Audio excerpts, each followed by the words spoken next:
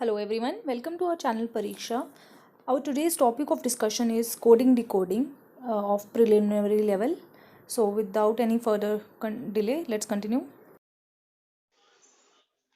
तो student start करते हैं हम अपना आज का टॉपिक जो कि है कोडिंग एंड डिकोडिंग। कोडिंग और डिकोडिंग रीजनिंग के सेक्शन में सबसे इम्पोर्टेंट है। आपको इसके 2-3 क्वेश्चन से ज्यादा पूछे नहीं जाएंगे आपको, पर इसकी नॉलेज होनी चाहिए ताकि आप वो 2-3 क्वेश्चन भी आप इजिली कर सको। So coding is basically is a type of signal. Coding जो है वो is a method of transmitting the message between sender and the receiver without the third person knowing it. Coding basically क्या है, एक sender है, समझ लो वो एक कोडेड मैसेज रिसीवर को भेजता है कि वो थर्ड पर्सन को पता नहीं चले। तो वो जो डिकोडेड मैसेज वो उसको समझेगा, उसको अंडरस्टैंड करेगा रिसीवर, तो उस प्रोसेस को बोलते हैं कोडिंग एंड डिकोडिंग। एक कोड सेंडर ने रिसीवर को भेजा और उसी कोड को डिकोड करके जो रिसीवर है उसने उसको अंडरस्टैंड किया बिना किसी थर्ड पर्सन की इंटेलिजेंस से। तो अब मैं आपको बताती हूँ कि इन क्वेश्चंस को करने की अप्रोच क्या होनी चाहिए। हमारी अप्रोच सबसे पहले आ जाती है हमारे पास, observe alphabets numbers given in the code keenly. सबसे पहले क्या करना है आपको, क्वेश्चंस में अगर आपको अल्फाबेट्स दिखते हैं, नंबर्स दिखते हैं, तो आपको उनको क्या करना है, ध्यान से समझना है कि ये क्या दिए हुए हैं। आपको नंबर्स है, अल्फाबेट्स हैं, किस तरीके से क्या है, उनकी सीक्वेंस क्या है। Find the sequence of flowing. आपको उन जो पैटर्न दिया हुआ है, नंबर्स हैं, जो अल्फाबेट्स है या वर्ड्स हैं, उनकी आपको सीक्वेंस को समझना है कि वो असेंडिंग है या डिसेंडिंग है, इंक्रीजिंग है या डिक्रीजिंग है। आपको वो पैटर्न समझना है। अगर आपको पैटर्न समझ में आ जाएगा, आप वो इजिली क्वेश्चंस को अटेम्प्ट कर सकोगे। Detect the rule in which alphabets numbers words follow. आपको रूल एक फाइंड आउट करना है जिससे जो हमारी सीक्वेंस बन रही है, जो अल्फाबेट्स हैं, नंबर्स हैं, वर्ड्स हैं, वो किस सीक्वेंस को, किस रूल को फॉलो कर रहे हैं, आपको वो फाइंड आउट करना है। उसके बाद लास्ट क्या आता है, आपको fill the appropriate letter number word in the blank given. आपको क्या करना है, जो भी आपको ब्लैंक दी हुई है उसको फिल कर दो, जो कि आपको पता चल रहा है कि इसमें ये होना चाहिए। ठीक है, ये 4 स्टेप अप्रोच है। आपको इन क्वेश्चन को अटेम्प्ट करने के लिए ये चीजें पता होनी चाहिए। तो विदाउट वेस्टिंग और फर्दर टाइम हम आ जाते हैं टाइप्स ऑफ कोडिंग पे। सो बेसिकली हमारे पास कोडिंग की जो है वो 5 टाइप्स आ जाती हैं। First one is letter coding, second is number coding, third substitution, fourth mix letter coding and fifth one is a mix number coding. अब ये जो लेटर कोडिंग होता है, लेटर कोडिंग में क्या होता है, आपको गिवन कोई लेटर, कुछ लेटर का वर्ड दिया होगा आपको और उसके बेस क्वेश्चन होंगे। नंबर कोडिंग में आपको नंबर बेस्ड क्वेश्चन होंगे। सब्स्टिट्यूशन में आपको क्या होगा, आपको कुछ सेट ऑफ क्वेश्चंस दिए होंगे जिनमें आपको वैल्यू सब्स्टिट्यूट करके आंसर फाइंड आउट करना है। फोर्थ वन आ जाती है मिक्स लेटर कोडिंग। इसमें क्या होगा, लेटर्स को मिक्स करके आपको कोडिंग पूछी होगी। And last but not the least mix number coding. इसमें क्या होगा, नंबर्स को आपस में मिक्स करके क्या हो, आपको कोडिंग पूछी होगी और आपको उसको डिकोड करके उसका आंसर फाइंड आउट करना है। सो ये है हमारी 5 टाइप्स ऑफ कोडिंग। अब आ जाते हैं हम वन बाय वन इन सब की अंडरस्टैंडिंग पे। सबसे पहली आ जाती है हमारे पास लेटर कोडिंग। लेटर कोडिंग में हमारे पास, हम क्वेश्चन एग्जांपल से मैं आपको समझाती हूँ। ये सारी जो भी जितने भी टाइप्स की ये कोडिंग है, मैं आपको एग्जांपल्स के थ्रू आपको समझाती जाऊंगी। आपको कोई भी प्रॉब्लम होगी, आप मुझे कमेंट सेक्शन में मैसेज कर सकते हो, मैं उसका रिप्लाई करूंगी।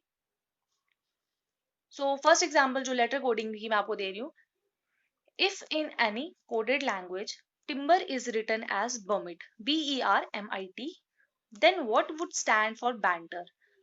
अगर एक कोड लैंग्वेज में, कोडेड वर्ड में टिम्बर को हम कोड करते हैं बर्मिट के साथ, तो आप बताओ कि बैंटर को हम कैसे कोड कर सकते हैं। तो सबसे पहले आपको पता है ऐसे क्वेश्चन में आपको आपको इस कोडिंग डिकोडिंग में सबसे पहले आपको अल्फाबेट्स आने चाहिए, ए से लेके जेड तक।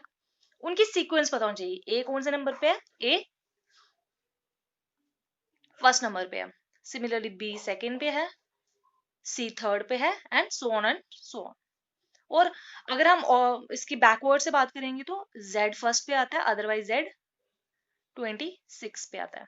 वन, अगर हम अगर फॉरवर्ड वे से देखें तो 1 पे आता है, अगर हम बैकवर्ड से देखें तो ये 26 पे आता है। तो ये आपको सीक्वेंस से पैटर्न से आपको पता होनी चाहिए। तो अब इन क्वेश्चन को अप्रोच क्या रहेगी हमारी, सबसे पहले आप यहाँ पे लिख दो टिम्बर, TIMBER। आपको एक बैंटर सॉल्व करने से पहले आपको ये इसका सीक्वेंस पता चलना चाहिए कि ये किस सीक्वेंस में है। जिस सीक्वेंस में हमें दिया होगा उसी सीक्वेंस से हम बैंटर का भी निकाल लेंगे। तो timber is coded as Bermit, BERMIT। Timber अगर इज कोडेड एज बर्मिट, तो अब बताना है बैंटर को हम कैसे कोड करेंगे। सबसे पहले टिम्बर का देखते हैं। ये आपको लग रहा है ये टी, ये टी, ये आई, ये आई, ये एम, ये एम। तो यहां से एक चीज तो हमें ये पता चल गई कि ये सीक्वेंस कुछ ऐसी ऐसी है। उसके बाद ये बी भी है इधर, ये ई इधर है और ये आर इधर है, ये एम इधर है, ये आई इधर है और ये टी इधर है। तो यही सीक्वेंस आगे बन जाएगी। ये टी इधर था तो इसका मतलब ये बी आ जाएगा इधर। फिर ये आई आ गया इधर तो ये ए आ जाएगा इधर। सिमिलरली एम अगर इधर है तो एन इधर आ जाएगा। अब ये बी फर्स्ट पे चला गया तो इसका मतलब इसका एन का नेक्स्ट अल्फाबेट कौन सा है, टी का। टी आ जाएगा यहाँ पे। हमने इसको तीन में डिवाइड कर लिया ना, क्योंकि सीक्वेंस तो तीन तीन की बन रही है, तो ये भी तीन तीन की बनेगी। फिर ई इधर आएगा तो ई ये इधर आ जाएगा। लास्ट कौन सा बचा, आर, आर आ जाएगा इधर। तो हमारे पास इसका आंसर क्या आ जाएगा, TERNAB। टिम्बर को अगर हम बर्मिट इसको कोड करते हैं तो बैंटर को हम किससे कोड करेंगे, TERNAB। क्वेश्चन इजी है बिल्कुल ही, आपको बिल्कुल भी एफर्ट्स नहीं करने की जरूरत पड़ेगी इनमें। अगर आपको इसका बेसिक आइडिया अब तक लग चुका होगा, आपको बस ये अल्फाबेट की सीक्वेंस लर्न कर लेनी है, ये अल्फाबेट कौन कौन से नंबर पे आते हैं, और आपको इनकी तरफ अप्रोच अपनी ध्यान से देखना। आपको इन अल्फाबेट्स और नंबर्स को ध्यान से ऑब्जर्व करना है कि ये सीक्वेंस कौन सी फॉलो कर रहे हैं। फर्स्ट असेंडिंग है, डिसेंडिंग है, फॉरवर्ड है, बैकवर्ड है, या किस तरीके से है, इंक्रीजिंग डिक्रीजिंग, क्या सीक्वेंस बन रही है। और थर्ड आपको क्या करना है, इसका रूल डिटेक्ट कर लेना है, किस रूल से ही फॉलो हो रहा है। अब यहाँ पे तो ये हो गया कि जंबल वे से बोल दिया। कभी कभी ऐसा होता है +1 आ जाता है, +2 आ जाता है, +3 इंक्रीजिंग होते हैं, कभी डिक्रीजिंग होते हैं, -1, -2, -3। तो ये आपको क्वेश्चन को ऑब्जर्व करके आता है। तो इसका फर्स्ट स्टेप यही है, कोडिंग डिकोडिंग। आपको जब भी क्वेश्चन आएगा, आपको क्वेश्चन को सबसे पहले ऑब्जर्व करना है। और ऑब्जर्व एक टाइम टेकिंग प्रोसेस थोड़ा सा होगा। अगर आप ऑब्जर्व अच्छे से कर लोगे, आपको उसको सॉल्व करना बहुत ईजी हो जाएगा। तो हम देखते हैं अब अपना नेक्स्ट क्वेश्चन क्या, हम अपनी नेक्स्ट टाइप पे आ जाते हैं। नेक्स्ट टाइप हमारे पास है नंबर कोडिंग। नेक्स्ट टाइप हमारे पास नंबर कोडिंग। नंबर कोडिंग में हमें क्या पूछा हुआ है, if 7, 15, 15, 4 is coded as good. अगर ये नंबर हैं गुड एंड 2, 1, 20, 25, 18 इनको हम कोड करते हैं as better, then what number represent best. तो बताओ कि कौन सा नंबर रिप्रेजेंट करता है बेस्ट को। तो अब इस क्वेश्चन को सॉल्व करने हमारे पास अप्रोच क्या रहेगी, सबसे पहले इनको ऑब्जर्व करो। GOOD, good. गुड को हमने कोड कैसे किया है, 7, 15, 15, 4। तो अगर ये ऐसे कोडेड हैं तो इनको देख के आपको लग रहा है, अगर आप अल्फाबेट की सीक्वेंस देखोगे ABCD, तो डी का आपको पता चलेगा कि डी की सीक्वेंस क्या होती है, 4 पे। डी 4th पोजीशन पे है, G 7th पे है, O 15th पे है। तो इससे हमें ये पता चल रहा है कि ये तो अल्फाबेट की पोजीशन से पता चल रहा है। अब हम एक ही चीज से कंक्लूड नहीं कर सकते हैं, हमें इसके दूसरे पे भी फोकस करना है कि ये क्या सीक्वेंस होगी। तो सेकंड क्या है, बैटर। तो बैटर की सीक्वेंस कितनी आती है, 2, 1, 20, 25, 18। अल्फाबेट ए की 1 है, बी की 2 है, तो इसका मतलब ये भी अल्फाबेट की पोजीशन के अकॉर्डिंगली ये सीक्वेंस में अरेंज्ड है। तो हमें क्या पता चल जाएगा, हमें इससे बेस्ट की पोजीशन पता चल जाएगी। तो इसका मतलब अगर ये इन दोनों का सीक्वेंस हमें ये दिया हुआ है, ये दोनों इस तरीके से कोडेड हैं, तो बेस्ट की हमारे पास क्या कोडिंग आ जाती है, बी कितना पे होता है, 2, ई कितने पे होता है, 5, देन एस कितने पे होता है, 19 पे, एंड टी कितने पे होता है, 20 पे। तो ये आ जाता है बेस्ट की कोडिंग। इजी था, बस आपको अल्फाबेट की सीक्वेंस का पता होना चाहिए, इनकी पोजीशंस का पता होना चाहिए, कौन सी पोजीशन पे लाई करते हैं। अगर आपको इनकी पोजीशन अच्छे से पता चल जाएगी तो आप इनको क्वेश्चन को सॉल्व करना आपके लिए मुश्किल बिल्कुल नहीं हो जाता है। तो थर्ड हमारे पास टाइप आ जाती है सब्स्टिट्यूशन टाइप। ये थोड़ी कॉम्प्लेक्स टाइप होती है, अब जो ये फर्स्ट टू टाइप्स जो थी इसकी बेसिक टाइप्स थी, ये आपको मतलब ज्यादा बैंकिंग में पूछा नहीं जाता है, या आपको एसएससी में पूछा जा सकता है, एसएसबी में पूछा जा सकता है। ये जो आगे तीन टाइप्स जो बची हुई हैं, सब्स्टिट्यूशन टाइप, मिक्स लेटर और मिक्स नंबर कोडिंग, ये आपको बैंक के पेपर में पूछी जा सकती है, क्योंकि थोड़ी ट्रिकी होती है, थोड़ी कंफ्यूजिंग होती है, इसमें बहुत जंबल पूछे होते हैं। तो इसमें आपको किस तरीके से हो सकता है, if white is called blue, blue is called red, red is called yellow, yellow is called green, green is called black, and black is called violet, and violet is called orange. Then what would be the color of human blood? अगर ये words ऐसे ऐसे करके डिनोशंस हैं, इनकी डिनोशंस हमें दी हुई है, तो हमें बताना है कि हम ह्यूमन ब्लड का कलर कौन सा। ऑप्शन हमें दिया है रेड, येलो, ग्रीन, वॉयलेट। अब अगर हम एक अपने गेस अप्रोच से चले, तो गेस अप्रोच से हम सीधे रेड को टिक कर देंगे कि हमारे ब्लड का कलर तो रेड है। तो बट हमें अपनी इंस्टिंक्ट्स पे नहीं जाना है, हमें कोडिंग डिकोडिंग की रूल से जाना है कि किस रूल से हम निकाल सकते हैं इसको। तो हमें यहाँ पे क्या दिया है, व्हाइट को हम कैसे कोड करते हैं, ब्लू, ब्लू क्या है, रेड, रेड क्या है, येलो, देन येलो क्या है, ग्रीन, ग्रीन क्या है, ब्लैक, ब्लैक क्या है, वॉयलेट, और वॉयलेट क्या है, ऑरेंज। तो अभी हमें पूछा हुआ है ह्यूमन ब्लड का कलर कौन सा है। हमें पता है ह्यूमन ब्लड का कलर कौन सा होता है, रेड। बट रेड जो है, रेड रेड नहीं है, रेड क्या है, येलो। तो इसका मतलब हमारे पास आंसर क्या आ जाता है, ह्यूमन ब्लड का, हमारे ब्लड का कलर कौन सा हुआ, येलो। क्यों, क्योंकि रेड की डिनोशन कैसे दी हुई है, येलो। तो हम इसमें सीधे येलो पर टिक कर देंगे instead of ticking the red option. Confusing था, थोड़ा आगे पीछे था, आपको ध्यान देना है। आप अगर क्वेश्चन को ऑब्जर्व नहीं कर पाओगे अच्छे से, तो आपका क्वेश्चन वहीं पे गलत हो जाएगा, आपका 1 मार्क वहीं पे गलत हो जाएगा, और आपका 1 मार्क डिडक्ट होना मतलब सीधे सीधे नेगेटिव में मार्क्स जाना आपके। तो नेक्स्ट टाइप हमारे पास आती है mix number coding, sorry mix letter coding.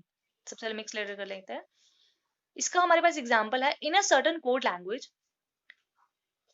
पोड ना joke means very bright boy, time नु pod means the boy comes, nu per ton means keep the doll, jock ton su means very good doll. Then what would be the code for bright? आपको इन ये जो आपको sentences दिए हैं, इनको ध्यान से समझना है, और आपको बताना है कि ब्राइट का कोड क्या आता है। अब ऐसे क्वेश्चंस को करने की अप्रोच पता क्या होती है, आप कॉमन देखो, आप कोई भी दो चीजें लोगे उनका कॉमन देखो। अब जैसे ये पॉड ना जोक, आपको ब्राइट का चाहिए, ब्राइट कहाँ से आएगा, यहाँ से। तो पहले पहले देखो कॉमन किस में मिल रहा है, very bright boy, very very नहीं है, वेरी नहीं है, वेरी यहाँ पे है, वेरी है यहाँ पे। तो अब दोनों में कॉमन क्या है, वेरी, जॉक। तो इसका मतलब वेरी का क्या आ जाएगा, जॉक।